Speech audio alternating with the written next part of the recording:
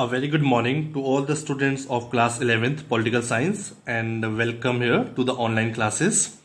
Students, in the last video we had completed our second chapter, that was election and representation. In that we had finished all the parts. I had given you certain assignments and also along with your submission dates. But now today we are going to start a new topic, and the name of the topic you can see here. Although this is chapter number 3 for you according to your new revised syllabus, but I have written it according to your NCERT book, as you shall be reading your chapters according to your NCERT. So you will have to read chapter number 4 if you are looking for this particular topic, that is executive. So let us try and understand what does this mean, this word mean executive. So I'm starting here the first part of this particular topic, executive. So before I tell you what do we understand by executive and what are the importance of executive in relation to the government and administration of our country, I would like to tell you here, as in the junior classes you must have read that our government has three important organs according to which there are various functions of the governments are processed. So organs of the government: the executive, the legislature, the judiciary. If anyone asks you what are the important organs of the government, any government, if there is a government in our country or in any country, the organs and the important organs will be executive, legislature and judiciary. Although the functions are different, but still executive and legislature are closely interrelated and interdependent on each other. But the judiciary has been left independent, as the functions of judiciary are different as compared to executive and legislature. When we will do the topic judiciary, we will study in detail what is the importance of judiciary and why it is so independent, although executive and legislature are closely interrelated and interdependent on each other. So here the meaning was, we will be doing one chapter on executive as we are starting today. Next chapter will be legislative, and after that the next chapter will be judiciary. So today we shall be doing executive, but along with executive I will also give you some important information related to legislature or legislative organ, as it is closely related to executive. So let us try and understand with the help of few definitions what do we understand by the term executive. So I've written here some definitions for you. Yes, first question which arises also in your NCERT book, the first question is, what is an executive? As I know, and I'm sure you must be knowing what is executive. In class 8th, 9th, 10th you must have studied about it, but also I would like, as a student of political science, I would like to clear all your concepts related to all the three organs of the government. We are starting with executive now. A body of persons that looks after the implementation of rules and regulations in the actual practice. So what they are saying, executive is such a body, such an organization or such an agency of people or person whose job is to look after the implementation of the rules and regulations. Who makes these rules and regulations and different policies and plans for our country? It is judiciary. So all the rules, regulations and policies made by the judiciary for the people of our country, for the welfare of the country or the state, those particular rules, regulations and policies are implemented and brought into actual practice and practically worked out with the help of executive. So it is the responsibility of the executive to implement and bring the rules and regulations into actual practice in a society. So this is the job of the executive. Okay, another definition I have written, it is one and the same thing, but I have written two definitions.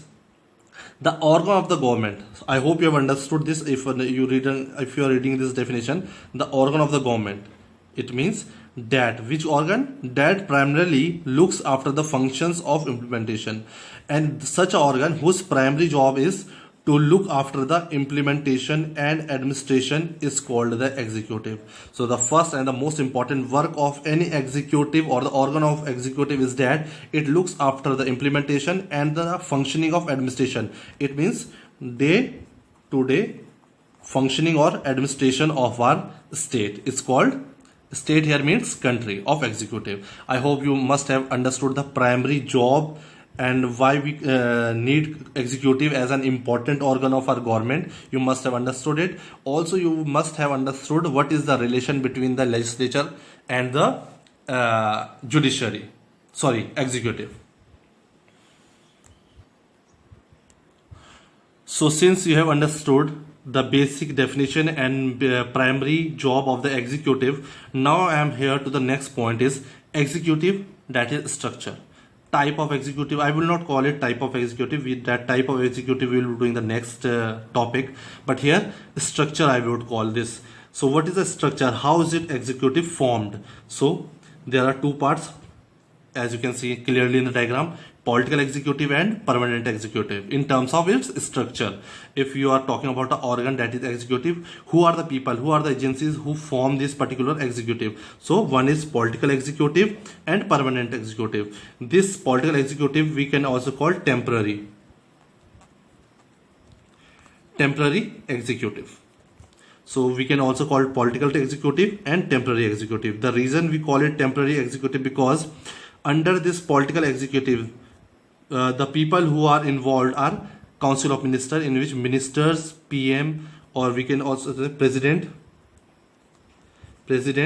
PM, ministers, and CM. These are the people who are involved in the political executive. And you very well know that a government or the tenure of the PM, CM, or president or council of ministers is 5 years.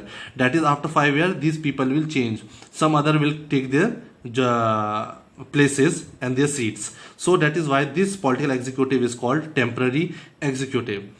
And on the other hand, permanent executive, under this, the people which are involved and included are officers and civil servants. These are the officers and civil servants who are very well trained in the different functions and specializations in the different fields which are required for the administration or the functioning of our country in the different sectors. So they are trained officers who work for the government. They are the government officials and they are permanent.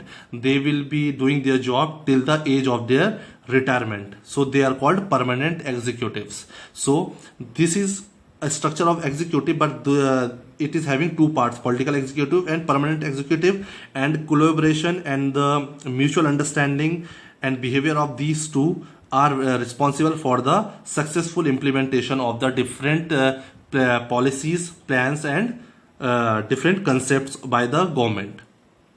So policy makers, we can say these are also called the policy makers. Prime Minister or Council of Ministers or President, they are said to be policy makers.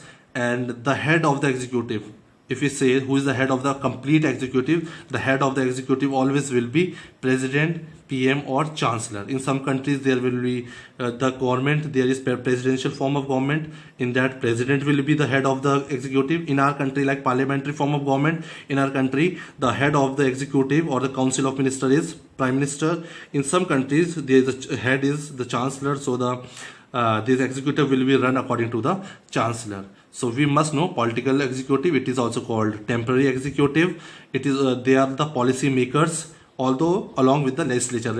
As I said, legislature, the duty of the legislature is to make laws and regulations and different policies for the country, but those are implemented by the executive, but it is closely related to executive. So the head of the executive is Prime Minister, President, or Chancellor, depending on the type of government in a country. So if we talk about India, it will be Prime Minister, as we have a presidential form of government.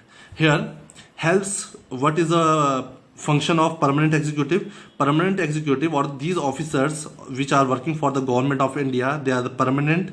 They help political executive, to frame or draft policies, all the rules, regulations, and different policies which are to be framed and implemented and executed.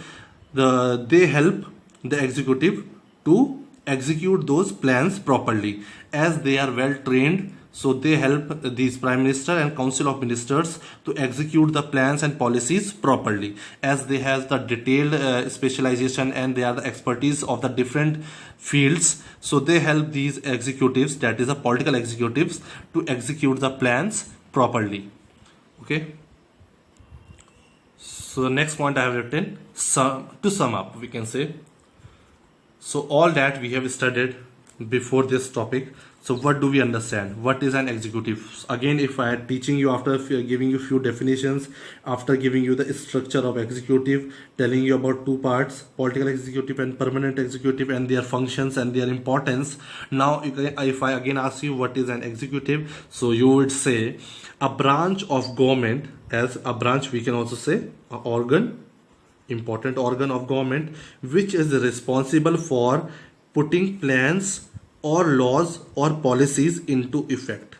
These plans and policies are already made by the legislature, which is an important organ of the government or the parliament.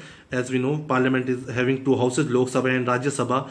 All the new rules and laws are passed from both the houses, signed by the president, then they are taken up by the executive to implement them. So if there are any changes required in the plans and laws, those are also looked up by the executive, and there is a coordination between executive and legislature.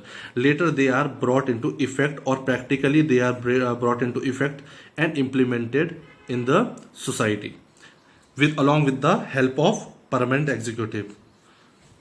So now there is an example. Leaders will make policies. So they have done. If we are talking about executive, who are making these policies? Leaders. In the Lok Sabha and Rajya Sabha, we say different bills are passed relating to different laws, plans, provisions which are to be changed and brought up to the society for better growth and development, for bringing equality and equal opportunities. For that, leaders take the initiative, as they are the elected leaders, or they are our representatives on behalf of us. They are working for us. So all the rules, regulations, and policies are taken up by the leaders, but the officers will implement. These officers are the permanent executive. They have the detailed specialization and detailed knowledge of various sectors and fields. They help the political executives to implement and execute the plans properly. From the very word executive, you can understand the meaning: to execute something.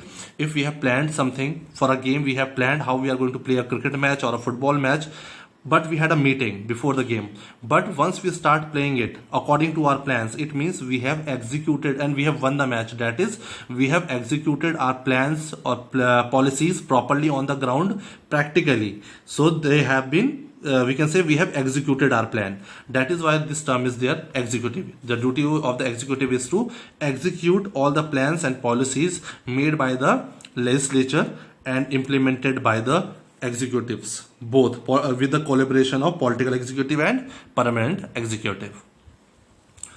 So making it more clear for you, it is here leaders. So if we are talking as executive, these two or completely we can call it executive.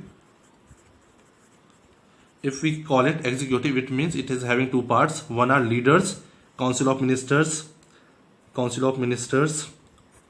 Here are PM and president. So all these are forming the leaders. They are the political executive, or they are also called temporary executive, because they are elected for the fixed tenure, that is 5 years. After 5 years, there will be next government or next people in this particular position for the political executive. But civil servants and officers, they are the permanent executive, as they are working for the Indian government, and they retire after they will retire after the age of their retirement. So all these two parts are forming a complete agency, which is called executive, whose main purpose and work or primary duty is to implement rules and regulations which are being formulated by the parliament as through the legislature, we can say. Okay, I hope you have understood this concept. Now moving forward to the next topic, which is very important now. Basically, I have given you the introduction, what is executive, what are the structure of executive, how we agency of executive are formed, like including political executive as well as permanent executive. Now we have an important topic, type of executive. It is not only about India. If we are talking about worldwide, about all the countries, developed, developing, and least developed countries, there are three forms of government, I would say: parliamentary, semi-presidential, and presidential. We shall study in detail what are these type of government. So starting here, type of executives, and I hope you have understood the work of executive is to execute plans and laws made by the legislature. Okay, so they have to execute the plans, policies. So these are of two types, we can say, if we talk about the executive: system based on principles of collective leadership and system based on the individual leadership. Under this part, those countries which have collective leadership will be included in this, and the countries which are having individual leadership, there is the power is in the single hand, will be coming under this system based on individual leadership, and where the power is divided in the various organs or the various hand to maintain the balance and to keep check and balance. In this, the countries will be coming under this particular part. So under this system based on principles of collective leadership, they are divided into two parts: parliamentary and semi presidential. Okay, so I am talking about the countries, we can say, or the government. There are few type of governments, and we have divided these type of governments into two parts, which are having collective leadership and individual leadership. So under collective leadership, we will be reading two type of governments: parliamentary form of government and semi presidential form of government. In India, we are following this. I will be also giving you examples. In semi-presidential form of government is followed in Sri Lanka, and presidential form of government is followed in USA, as you know it. Okay, so we shall try and understand what is parliamentary form of government, what is semi-presidential form of government, and presidential form of government, but in relation to executive. Government here means executive. So I'm taking the first one. What do we understand by parliamentary? Okay, in relation to executive, I am talking. If there is a country like India which is following a parliamentary form of government, in that who will be executive? So talking here, head of the government is usually known as PM. Okay, the government, as we know, head of the government is always the elected members who get the maximum majority party. The PM is elected from that party. Okay, so always the head of the government is PM in a parliamentary form of government, which is followed in India. Here the leader of the majority party is legislature. So who is the PM? PM is the leader of the majority party in legislature. In the Lok Sabha election, the party which gets the maximum votes, and out of them, who is leader, who is the majority in majority, gets to be known as the PM. He is accountable to the legislature. This legislature, you know, in legislature there are all the MPs, member of parliaments, who are accountable as they are the representatives of the people. So they are accountable. So the prime minister is accountable, or the council of ministers is accountable to the legislature. They have to say what they are doing, what are the plans, what are the policies, what are the developmental works going around. So they are accountable to legislature. So, and the head of the state in India, head of the government is prime minister. But if I say the head of the state means the whole country, who is the head of the country? There he can be monarch, he can be president. Okay, if he is a monarch, it will be called constitutional monarchy. If he is a president, he is a parliamentary republic. But both are ceremonial executive. So if I talk about India, the head of the state is president, is the head of our state. He is parliamentary republic, and he is a ceremonial executive. Ceremonial executive, we can also say the president in our country is nominal in character, as he works on the advice and suggestions of the council of ministers or prime minister. He is not the actual prime minister, this president. An example is India and Canada. So and there are many more countries, but important is India and Canada. So if I talking about parliamentary form of government, in which the head of the government is prime minister, and the head of the state can be president, and in some states it can be monarch. So in example is India and Canada. Now the next form of executive, we can say, or the government, semi-presidential system. So we'll understand, and I will also give you the difference between presidential form of government and semi-presidential executive. I would not call government, we are talking about executive here. So in this system, semi-presidential system, has the president as the head of the state. So head of the state will be always president, and he is elected. In India, we do not have the directly elected president, as we do not have direct elections for the president. All the MLAs and MPs form their council and they elect the president for our country for the tenure of 5 years. But in this semi-presidential format, there is a direct elections for the post of president. Has a prime minister. This system, semi-presidential system, they also have a prime minister as the head of the government, but PM and his government is responsible to legislature, same in the presidential. But while reading these 3 points, you would feel that there is, what is the difference between presidential and parliamentary and semi-presidential system? You would say it is one and the same, but I will take this topic once again. The examples are France, Russia and Sri Lanka. They follow this system, semi-presidential system, in which head of the state is president, but the difference is that he is elected, he is not nominated. So the next one is presidential. From the very term presidential, you can understand all the powers are in the hands of the single person, and he is the president. He is the head of the state. He is also head of the government. There is no prime minister in this system, presidential system, which is followed in USA. The president is usually directly elected by the people. He is directly elected by the election, and the outcomes of the elections elect the president, who is the head of the state as well as of the government. He is not accountable to legislature.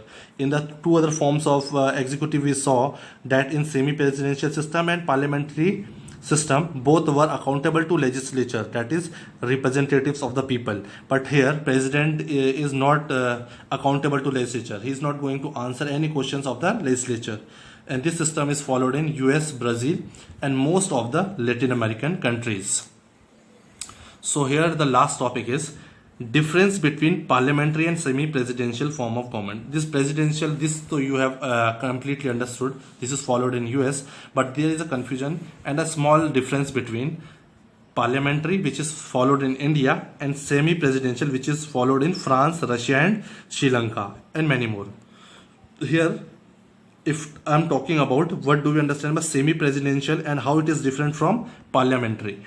So here in semi-presidential, president may possess significant day-to-day powers.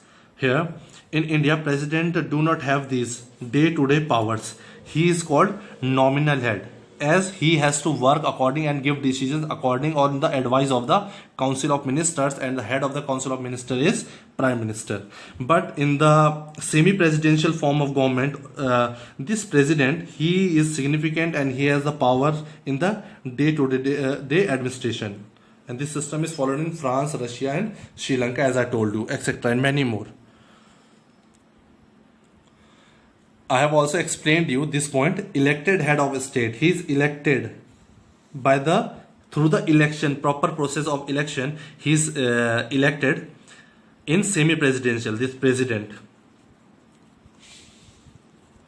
So this is a different in India, or in parliamentary form of government or executive. We can say that in this our president he is not elected by the election, but he is elected by the MLAs and MPs of our country. President appoints prime minister. In this president will have the power to appoint prime minister for the semi-presidential form of government. So there is a difference between all the three. So all these three, I would say, here parliamentary, which is I told you, it is the system is followed in India, and I have also given you the difference between these two, and this is completely different from these two. So these are the type of executive. Executive means government, which looks after the administration and implementation of rules and regulations. So parliamentary, semi-presidential and presidential. So this was very important in relation to executive, because their duty is to implement rules, regulations and frame policies for the welfare of the state. So I shall be taking the further topic in the next video. Till then, thank you.